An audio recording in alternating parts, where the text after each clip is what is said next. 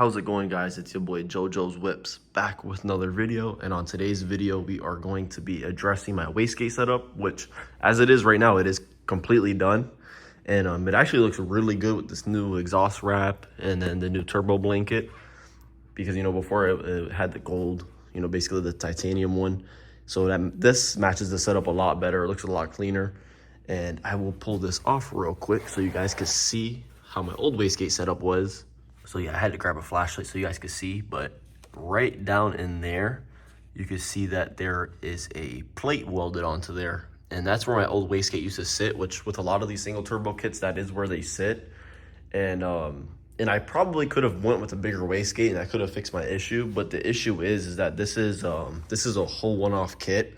So this kit was made specifically for this setup. So I know I could have ran an adapter and everything to still run my existing dump and everything, but it's so tight as it is. Running that little adapter, it was going to shift things over a little bit and whatnot, and it just would not have worked. And honestly, I have big plans for the car in the future, so I figured a twin setup would honestly be a lot better anyways. I'll just slap this on real quick. I don't put the little spring clip on it quite yet because, since working on these B5s, you're always having to work on them and stuff, so having to always deal with taking those springs on and off. So I'll get the car in the lift so you guys can see how it looks down underneath. All right, and we are now underneath the car. Here goes the one wastegate. As you can see, we welded it onto the up pipe up there. Got plenty of clearance from everything. Same thing on this side, plenty of clearance. I had to get some heat wrapping and stuff since it was a little bit tighter of a fit. But it honestly came out really good, and assembly was very easy as well. I thought it was going to be a lot more trickier, but it actually really wasn't. But yeah, so we will start looking at the logs and then go for a drive.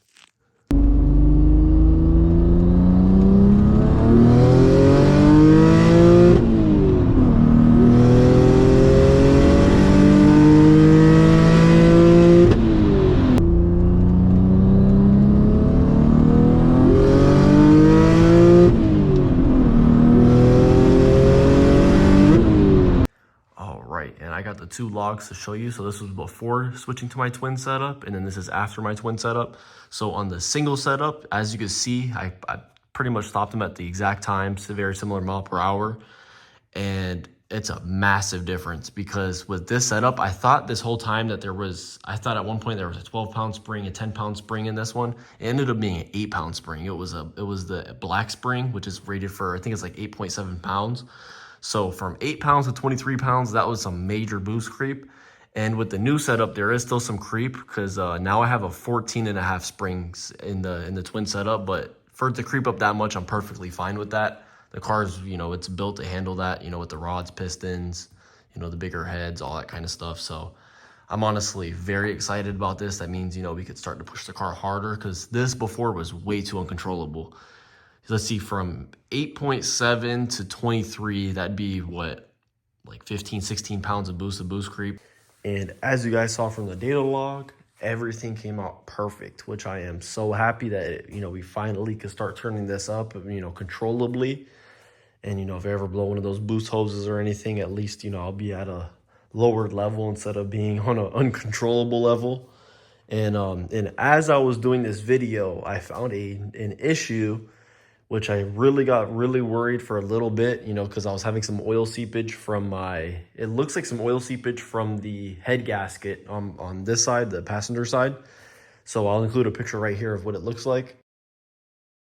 I actually did a compression test because I was really worried, and I was dropping a clip right here of how it came out.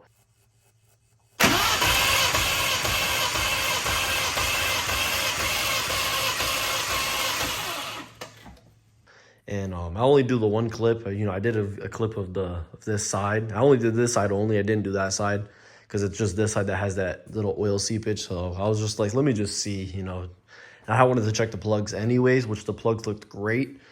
And but yeah, slowly but surely, just trying to figure out little things. The oil seepage, it's not too bad. So, it's definitely something I'll just keep an eye on every now and then.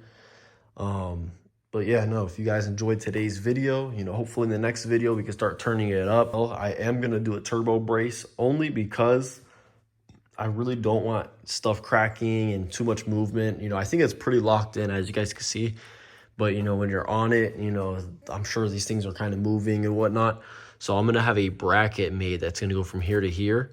So it'll lock in there, and then I'm going to have it basically come up to here, and then it'll bolt into here to the housing. So then that way it could kind of just hold it a little bit so there's not that much movement going on. I don't think there's really that much movement anyways, but just an extra precaution so that way I don't crack my up pipes or my down pipe or whatnot. And then I actually also have to do another exhaust hanger for my down pipe because I only have 2 hangers that are in the rear. So the rear is hung on, and then all the way to the front there's nothing else. So I'd kind of like to get something else there in stream as well. So then that way, you know, it's not pretty much all just laying on this pipe. And then especially too, as of right now, it's technically all laying on the turbo kit, all that weight right now.